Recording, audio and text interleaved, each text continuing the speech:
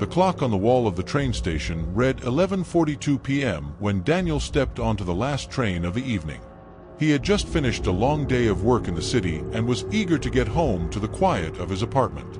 The train car was nearly empty, just a few tired commuters who had either dozed off or were lost in their own thoughts.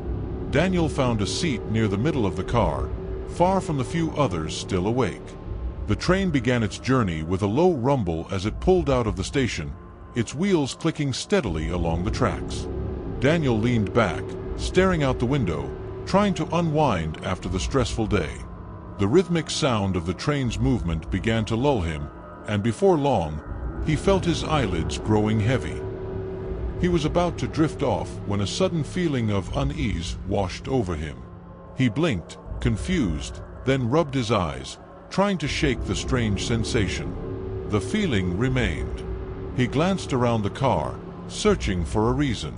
Everyone else was asleep, heads tilted back, the soft hum of breathing filling the air. And then he noticed her. Across from him, in the far corner of the car, sat an elderly woman. Her hair was thin and gray, her clothes old-fashioned. She had a heavy woolen shawl draped over her shoulders, and her hands were folded neatly in her lap.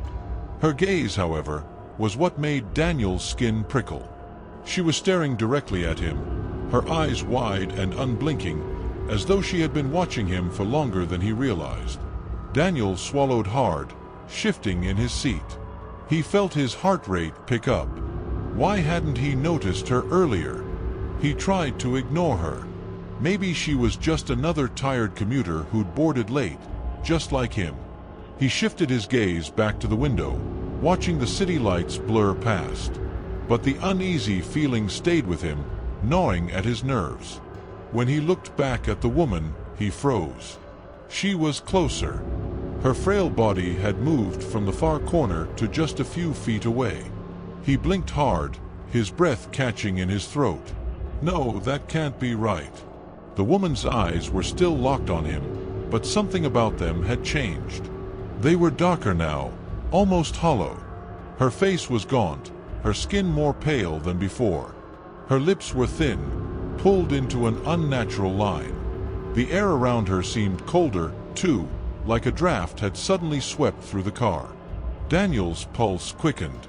He looked away again, trying to calm his nerves. It's just your imagination, he thought, trying to rationalize. But when he blinked again, she was closer still.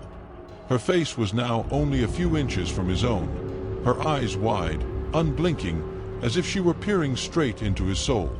Daniel gasped, his breath coming in short bursts.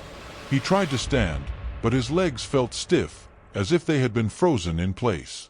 He turned his head, hoping to glance around the car for help, but the rest of the train was empty.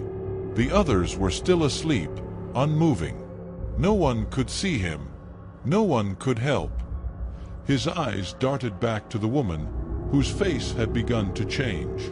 Her skin seemed to melt, her features warping and twisting, becoming more and more grotesque with every passing second. Her nose elongated into a thin, crooked snout, and her mouth stretched open impossibly wide. Her eyes, now completely black, stared at him with an intensity that made his stomach churn. What do you want?" Daniel stammered, his voice barely a whisper.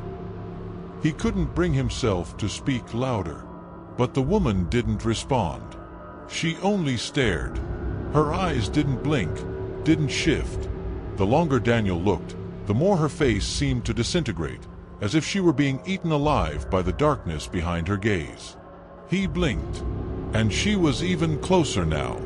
She was sitting right next to him, her breath cold against his cheek.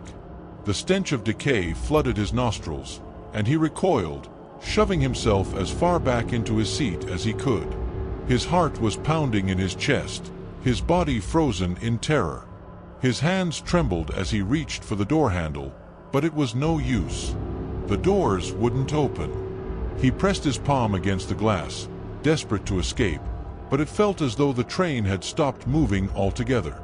The sound of the wheels against the tracks had faded, and now the only sound that remained was the faint hum of the lights above him. It was as if time itself had stopped. Daniel's breath came out in quick, ragged gasps. The woman's face was now mere inches from his own, and her lips began to curl into a twisted, malevolent smile. He couldn't look away. Her eyes were so dark, so empty, that he felt like he was drowning in them. The world around him seemed to blur, everything spinning out of control. His vision flickered. He blinked. The woman's face was in his lap now, her cold, withered hand reaching up to grab his leg. Her fingers dug into his flesh, the sharp nails piercing his pants as they sank into his skin. His breath hitched. His pulse thundered in his ears. He tried to scream, but no sound came out. The train was no longer moving. The walls of the car seemed to close in around him, the space growing smaller and smaller, suffocating him. He blinked again, and suddenly everything stopped. The train, the woman, the flickering lights, all of it. There was no sound, no movement, no breath. Daniel was trapped in a nightmare. He looked around in panic, but nothing was real anymore. The walls of the train car had vanished, leaving him in an endless void. There was no sky, no ground, no horizon, only the feeling of cold, heavy darkness pressing in from every side. The woman's face appeared again, hanging in the air before him like a grotesque mask. Her eyes were completely black, her mouth wide in an open grin. Her form shimmered like a mirage, flickering in and out of existence. And then, for a split second, he saw something else in her eyes, something far more terrifying than her physical appearance. A reflection of himself. But it wasn't him. It was his own face, distorted and hollowed out, staring back at him with the same empty, lifeless eyes. The cold touch of her hand brushed against his cheek, sending a chill through his entire body. He tried to pull away, but he was paralyzed. His limbs were heavy, like they were made of stone. He couldn't move. He couldn't scream. He was completely, utterly trapped. The woman's smile widened, and then she whispered, her voice a low, guttural rasp that felt like it was echoing inside his skull. "You'll never leave," she said. His heart stopped. His vision blurred. And then, everything went dark. Daniel woke with a gasp, his body jerking upright. He was sitting in the train car again, the familiar hum of the wheels on the tracks returning. The lights overhead flickered, and the air smelled stale, like it always did on late-night trains. He blinked, disoriented, his body drenched in cold sweat. The car was empty now. No other passengers. And there, across from him, was the elderly woman, silent, unmoving, staring at him with her hollow eyes. His heart slammed in his chest, and he knew, with a chilling certainty, that he hadn't woken up. He was still trapped, still in the same nightmare. And the worst part, he had no idea how to escape.